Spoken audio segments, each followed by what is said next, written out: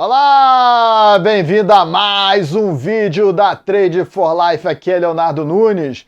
No vídeo de hoje vamos fazer uma grande retrospectiva sobre os principais fatos que passamos aqui pelo canal, análises fundamentadas que acabaram se concretizando ainda neste ano de 2021. Te convido a rever tudo isso comigo. Então, se você está preparado para a verdade, aperte os cintos porque vamos decolar. Bom, começando mais um vídeo do canal, é hora daquele joinha maroto, então tasca o like aí no vídeo agora mesmo. E fica essa dica aqui, ó, esse é o meu Instagram e lá eu tô sempre compartilhando informações como essa aqui do vídeo, comentários nos stories, então segue lá. Fim de ano chegando, vamos fazer uma retrospectiva de tudo que aconteceu de bom e também de ruim, por assim dizer, né, para sua vida nesse canal, já que a gente vai falar sobre economia e este ano não foi um grande ano econômico, mas eu já venho alertando a você aqui desde muito tempo. A gente vai fazer uma viagem no tempo e vai começar voltando mês a mês, trazendo os melhores momentos aí de cada mês e você vai compreender a minha análise, como a gente chegou até aqui nesse cenário de inflação, principalmente o cenário econômico americano, uma inflação que vai fechando o ano acima de 7%. Vamos lá então começar essa viagem? Chegamos então a janeiro, o primeiro mês do governo Biden nos Estados Unidos. E ali o governo Biden estava aprovando um grande pacote de auxílio emergencial prometido ainda durante a sua campanha para presidente. E esse pacote anunciado foi em torno de 1,9 trilhões de dólares. No vídeo você vai perceber que eu chamava a atenção a esse dinheiro impresso, esse dinheiro gasto pelo governo nesse cenário de política de expansão do Banco Central americano vai causar inflação. Chega aí, dá uma olhada. E o pacote de estímulos do presidente Biden chegou, ou pelo menos foi anunciado e vão tentar passar aí no Congresso e no Senado, um pacote de 1,9 trilhões de dólares. É uma grande bazuca, uma grande impressão de moeda sem lastro algum, mais uma para aumentar o endividamento americano. As coisas em 2021 não mudaram muito em relação ao que aconteceu no ano passado. Os cheques emergenciais, que estavam em torno de 600 dólares, vão receber um adicional de 1.400 dólares, somando aqueles 2.000 dólares que os democratas tanto haviam prometido, e foi com isso até que eles conseguiram as duas cadeiras da Geórgia, né, as duas cadeiras do Senado, e agora eles vão tentar passar esse grande plano aí que o mercado chama estímulos, que na verdade é um pacote que só tende a piorar a situação econômica no longo prazo. A gente está falando aqui de endividamento, a gente está falando de impressão de moeda, que deve pressionar ainda mais a queda da moeda americana frente às outras moedas do mundo. E essa inflação inevitavelmente vai chegar forte nos Estados Unidos e há quem esteja no mercado acreditando que o Banco Central americano vai subir os juros quando a inflação chegar, né? Mas isso não vai acontecer. O próprio Jay Powell já esteve aí na semana passada dizendo que o Banco Central americano não pensa tão cedo em aumentar juros nos Estados Unidos. E aí, curtiu? Vamos então para o mês de fevereiro.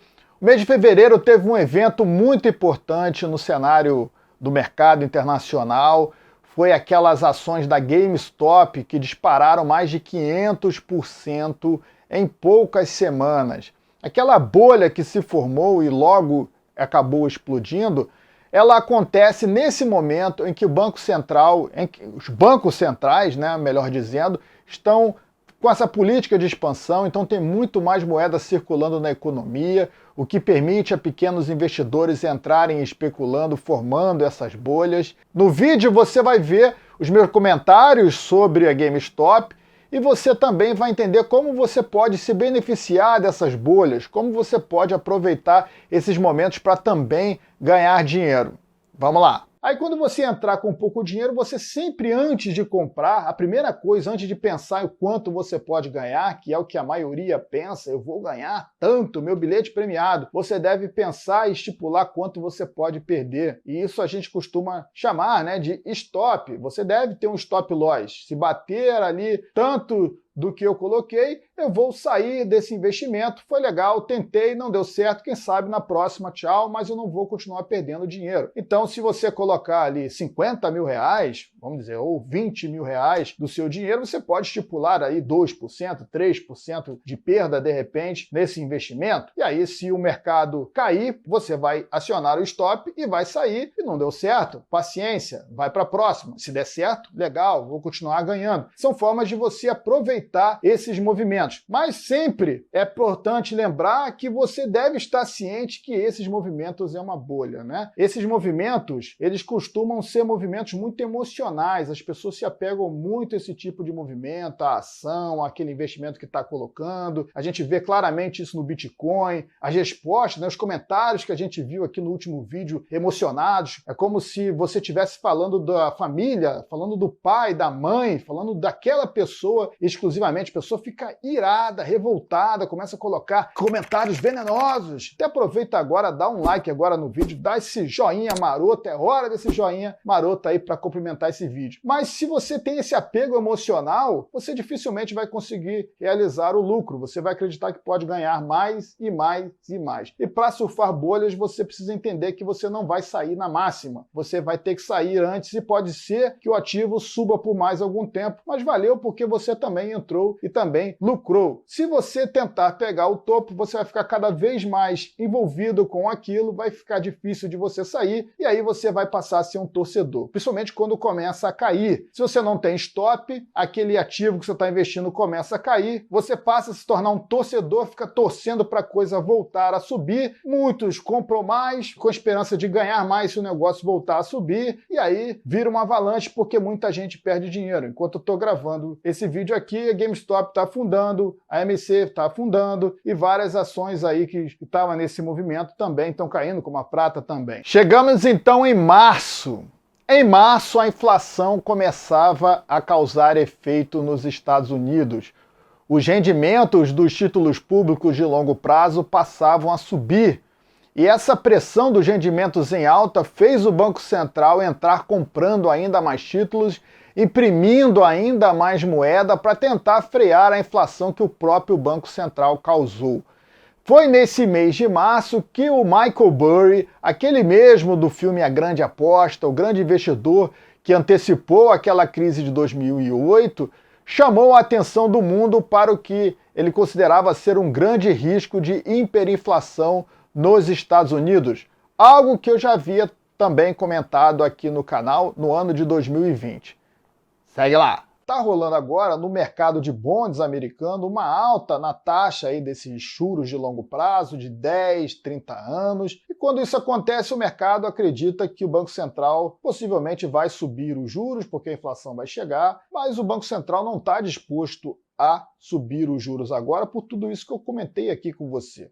Temos estados, empresas, pessoas endividadas. Se você sobe juros, o valor, né, o tamanho dessa dívida, ela aumenta bruscamente e você acaba, em algum momento, quebrando essa economia, estourando esse grande balão, essa grande bolha. E o que o Banco Central pode fazer, então, para defender essa alta dessas taxas que está pressionando por mais aumento de juros? O que ele pode fazer é imprimir mais moeda, comprar esses bondes, então ele vai conseguir abaixar o rendimento dessas taxas e, com isso, segurar aí essa pressão no mercado. Quer um exemplo disso? A Austrália, há 2 semanas atrás, já anunciou essa medida. O Banco Central australiano se antecipou e dobrou o programa de compra aí desses títulos públicos, e isso já trouxe aí uma expectativa de que a mesma coisa pode acontecer em breve nos Estados Unidos. Eu já vim antecipando isso aqui para você. Na semana passada, o Banco Central Europeu também colocou que deve aumentar o seu programa de compra de títulos, e a presidente Lagarde disse que o Banco Central está preparado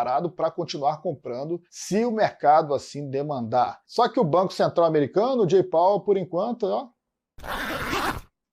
caladinho, não fala nada, essa curva de juros vai subindo, o mercado fica extremamente seguro, a gente vê volatilidade, a as ações das empresas de tecnologias que foram grandes beneficiadas naquele programa do ano passado, essa grande impressão de moedas, acabam caindo aí, né, vivendo um momento de volatilidade. Essa semana até estão recuperando aí parte das perdas, e essa indefinição vai trazendo essa sombra aí para o mercado. Mas será que o Banco Central vai ser capaz de combater a inflação, ou ele vai criar mais inflação e, com isso, sepultar de vez a moeda americana? Essa segunda opção é a opção que muitos estão acreditando, inclusive Michael Burry, como eu já trouxe em outra matéria aqui há algum tempo atrás, e agora está repercutindo essa matéria de novo. Eu vi várias pessoas essa semana comentando sobre o crash do dólar, segundo Michael Burry, né? Então, outras pessoas já estão trazendo o que eu trago aqui para você há bastante tempo, as consequências dessa política econômica que estamos vendo no mundo. Então, a inflação, que seria uma alta de preços, não é responsável pelo problema econômico, e sim a grande impressão de moeda, e sim os gastos dos estados ao redor do mundo. Então não se engane, o problema da inflação é do governo e não do capitalismo malvadão. Chegamos no mês de abril, e neste mês o presidente Biden criou um grande plano de infraestrutura. Segundo ele, esse plano iria alterar o curso da história nos Estados Unidos. No futuro, os americanos iriam lembrar que foi esse grande plano de infraestrutura do governo Biden que resgatou a economia americana. Um plano audacioso de gastos acima de 3 trilhões de dólares. E essa discussão chegava forte. E eu comentava no vídeo que isso traria ainda mais inflação. Dá uma olhada. Então a resposta do governo americano para ser um país do futuro é roubar suas empresas através de mais tributação, mais impostos para pagar por um plano de investimento no país. Ah, mas o país precisa realmente estradas, rodovias. Bom, quando você tem um livre mercado, quando você tem empresas a pleno vapor, quando temos de fato uma economia pujante e crescente, né? Quando empresas estão produzindo, as pessoas estão consumindo, e não uma economia baseada em dívida, endividamento, gastos, impressão de moeda, que é o caso dos Estados Unidos, as empresas mesmo que querem fazer o seu produto chegar a determinada região, elas vão investir em logística, então vão facilitar estradas, vão ajudar a prefeitura local, né? E essa é a função da prefeitura e do estado local, saber o que é melhor ali para a população, para ajudar essas empresas que estão chegando, que estão investindo naquele estado, empregando muita gente, estão pagando impostos naquela cidade, naquele estado, a conseguir transportar os seus produtos, senão essa empresa vai pegar e vai para outro lugar, vai levar esses empregos para outros lugares. Mas o governo federal quer tirar aí o poder de decisão de prefeitos e governadores, porque o governo federal quer concentrar o poder nele. Então, o governo vai gastar cada vez mais através de impostos. Eu tenho minhas dúvidas se esse plano vai passar no Congresso da forma que está. Eu acho que vários pontos ali cheiram a um absurdo tamanho. O Estado realmente social, socialista nos Estados Unidos, totalmente contra o capitalismo, contra o livre mercado. E o mercado está comemorando. Vamos aplaudir!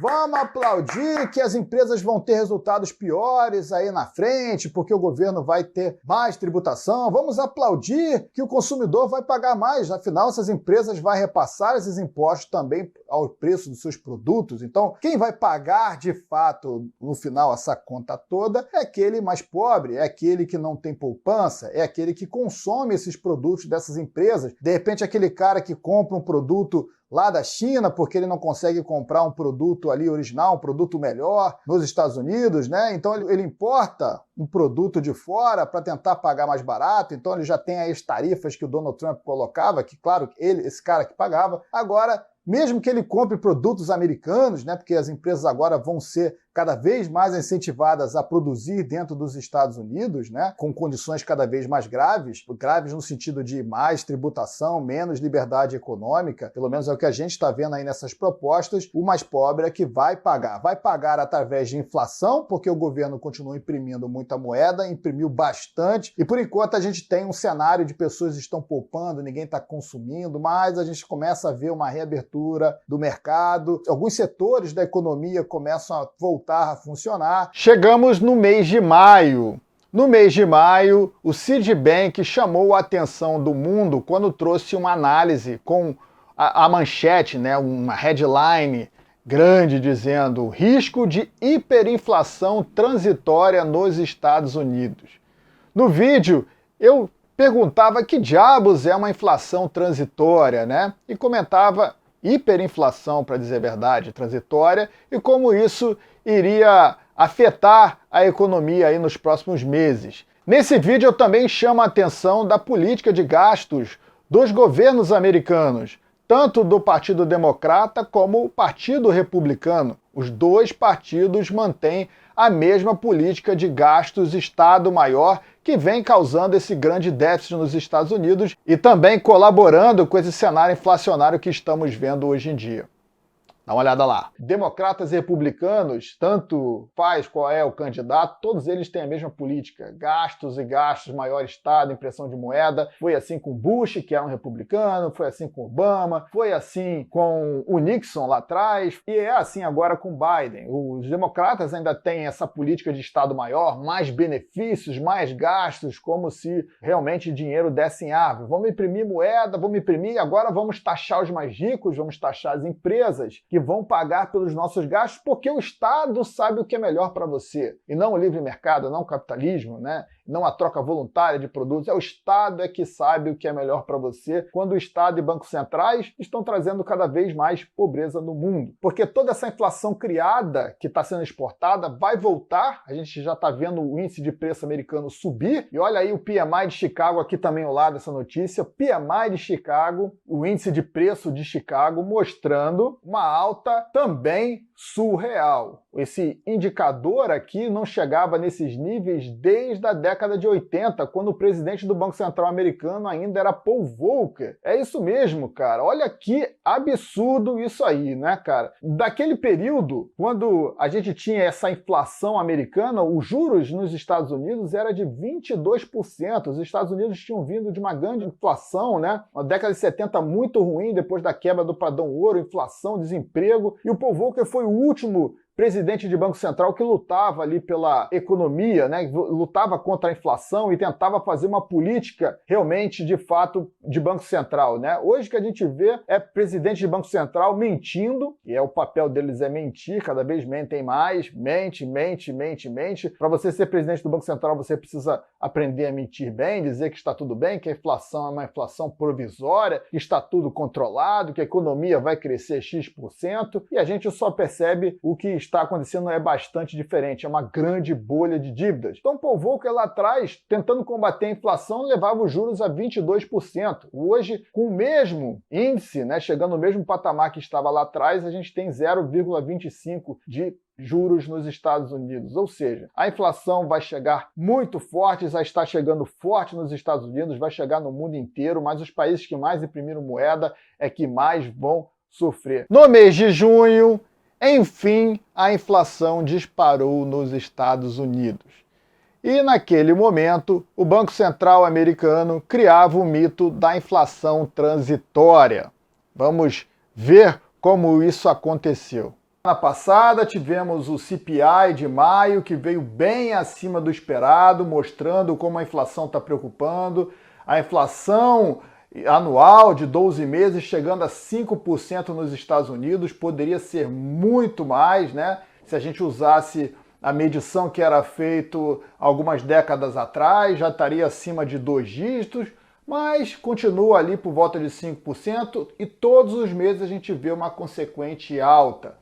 Esta semana, no dia que eu estou gravando esse vídeo, saiu o PPI, que também veio acima do esperado. O mercado esperava uma alta de 0,5%, veio 0,8%. O preço de produtores dos Estados Unidos também dispararam em maio, vieram com números bem acima, números recordes desde que esse indicador passou a ser marcado lá nos Estados Unidos. O mercado de varejo apontando números mais baixos aí para maio, as vendas vieram bem abaixo da expectativa. E o que isso está marcando? A gente está vendo um cenário inflacionário chegando forte, como eu já venho trazendo para você aqui todas as semanas, expliquei para você sobre a impressão de moeda, o que traria essas consequências, né? Todos os gastos de governo, e juros zero, tudo que poderia acontecer, esse grande risco de inflação que eu venho marcando nos Estados Unidos já há algum tempo. O balanço do Banco Central americano, o caixa, aonde o Banco Central concentra aí as suas compras de ativo, que é a impressão de dinheiro propriamente dita, chegou a 8 trilhões. Lembrando que no ano passado, em 2020, antes da pandemia, estava em 4 trilhões, que já era um número absurdo, chegou agora a 8 trilhões de dólares, ou seja, dobrou de tamanho em apenas um ano e deve continuar crescendo porque o Banco Central continua imprimindo moeda. Mas os bancos centrais dizem, olha, esses números estão saindo aí, não se preocupe com a inflação, isso é uma inflação transitória. A Janet Yellen, que é secretária do Tesouro nos Estados Unidos, também esteve aí no evento do G7, com as principais potências do mundo. Olha, temos uma inflação provisória por causa da situação da pandemia. Esse mito da inflação provisória se dá porque hoje temos uma produção menor do que tínhamos antes, a níveis pré-pandêmicos, né? As indústrias, por causa do distanciamento social, estão produzindo menos, produzindo também menos commodities, a procura é maior, e com esse aquecimento da economia, no curto prazo vai ter uma alta de preço, mas lá na frente tende a normalizar. Quem pensa assim, como pensam os keynesianos, chefes de bancos centrais, não entendem o que forma de fato a inflação. A inflação ela acontece devido à grande oferta de moeda que está circulando na economia. Como eu disse para você, 4 trilhões entraram na economia do ano passado para cá, para você ver como é essa loucura, e esse dinheiro está buscando os mesmos produtos, mesmo que busque a mesma produção dos níveis pré-pandêmicos, os preços vão continuar subindo, porque a quantidade de dinheiro em circulação ela é muito maior do que era no ano passado. Isso reflete não só no preço ao consumidor. Bom, essa primeira parte vai ficando por aqui. Na próxima semana eu volto para a gente rever os últimos meses do ano. Tem muita coisa importante para a gente colocar aqui, muita coisa do que eu trouxe nesse vídeo, comentários que eu fiz aí no início do ano, que acabaram acontecendo no segundo semestre. O nosso robozinho também vai dar um recado rápido para você. Vamos lá, meu querido. É isso aí, R2. Feliz Natal para você, boas festas. Aproveita esse momento para estar com aqueles que você ama. Volto na semana que vem. Um grande abraço. Tchau.